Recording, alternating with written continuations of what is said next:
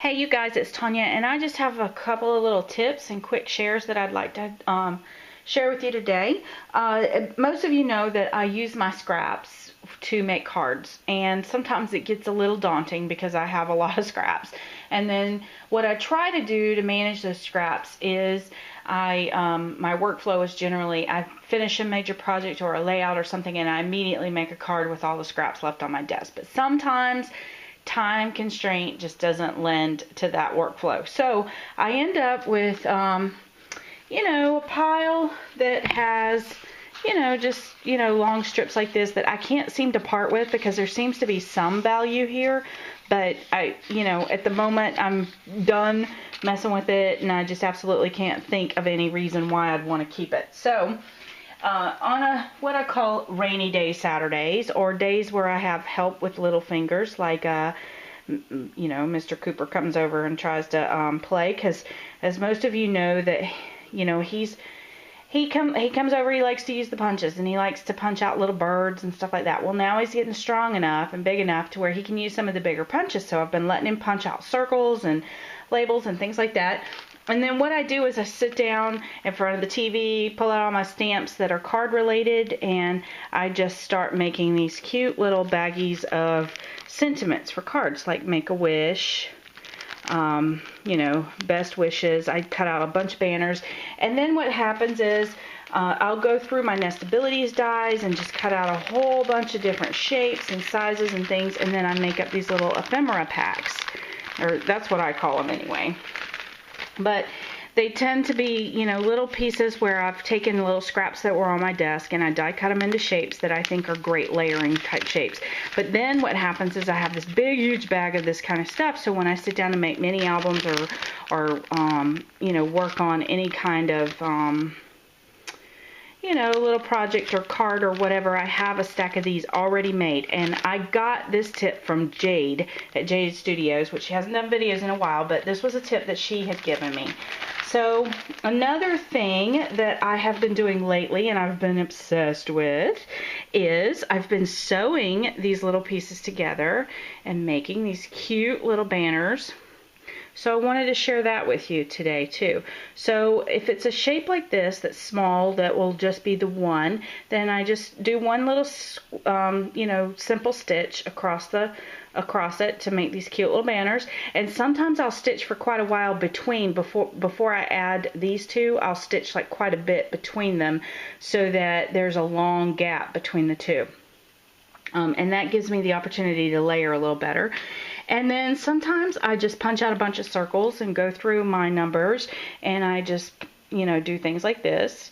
Because these are great for Project Life. These would be great for your journals. It's great, like birthday card if he's 12 or she's 12. These just make really fun ways to use up your scraps, and they go great in these little ephemera packs. And then also like this, like number 1, love it. Okay, so that's one way. And then here's a couple more of the little garlands that I've done.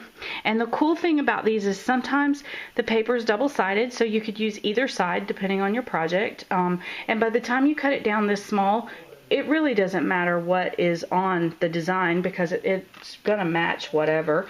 And typically the papers you're using right now are in style anyway. And then on this one, what I did was I stamped on it before I cut it out. So this is just a little, scalloped edge. And one last tip I want to show you. What I did with these circle ones is when I stitch them together, I have 2 rows of stitching and a gap between the 2 rows. I think you can see that there. Let me see if it'll focus. There you go. So all I do is, this saves me a little bit of time. I just grab my scissors and I cut these circles apart. And now, just like that, I've got 2 banners. Just make sure you don't stitch them too close together. It doesn't matter if they're straight or not, because usually by the time you end up layering, it doesn't matter if it's straight or not, you can't tell. But what happens is these are awesome at the base of photographs. They're awesome layers on cards and things like that. So just keep that in mind. It's a way to freshen up your scraps a little bit and give you something else to think about. Okay, the next thing I want to share with you is today I went to Walmart Shh, don't tell my husband. And I found this hole punch in this office supply section, and it says it will punch up to 15 sheets of paper at a time, which this is one sheet of paper, but it's folded quite a bit. And I want to tell you, it cuts just like it is butter. Look at this, just spring-loaded, cuts like butter. $3, ladies, $3. So I like it because it's a size bigger than the We Are Memory Keepers Crocodile. So anyway, something to look at. And then also what I really like is it has an arrow, so it shows you right where the hole punches. So look for that in the office supply section, $3. And then the other thing I want to share with you is I do a lot of blog posts, and I've been challenged lately on, organizing it. I had notebooks, I've made journals, and it's just not working for me. So today I found this notebook, and I'm really excited about it. So it comes in 2 different sizes. This is the 8.5 by 5.5, and then they also have it in 8.5 by 11, I think. So what's really cool about it, it's made by Imagination. Blue Sky, the color of imagination. I don't know, Blue Sky. img.com. So in the front of this notebook, it has a yearly overview, 2013 to 2016, and then it has contacts, which I'll probably put web blogs or things like that, addresses that I go to for inspiration, that kind of thing. And then it starts this grid. So this side is a grid, and this side is a list for notes. So like when you have to give credit where credit is due, that kind of thing, it'd be really cool to have a space where I can draw out my idea here, put down what I'm thinking right here as far as, paper designs, colors, that kind of thing. But then over here, give a complete list of supplies. And if I have to spill into the back, then it's 2 pages. So anyway, I'll let you guys know how this system works. And for those of you who do a lot of blogging, you know exactly what I mean. If I use something, I have to document exactly, what product line it came from and who, where did I get the idea from, if I got the idea from someone, that kind of thing. So this will help me get a little more organized, I think. And then the third thing, I did not buy this, but for you Project Lifers out there, I don't do Project Life, so I didn't invest in it, but when I was looking at this notebook, in the same section they had a spiral bound notebook that was really long, and it had these cards that were perforated, and they were in these bright colors like tangerine and green and blue, and just really nice summer colors. And it's funny because it's the exact color palette that most of the Project Life papers and things that I've been seeing from Becky Higgins and Amy Tangerine and Cosmo Cricket and all of that. It's the same color palette that they've been using. But these little cards, they have the day of the week printed on them, and then each one has a bulleted list. So you can make a list of all of the things that you have to do for that day.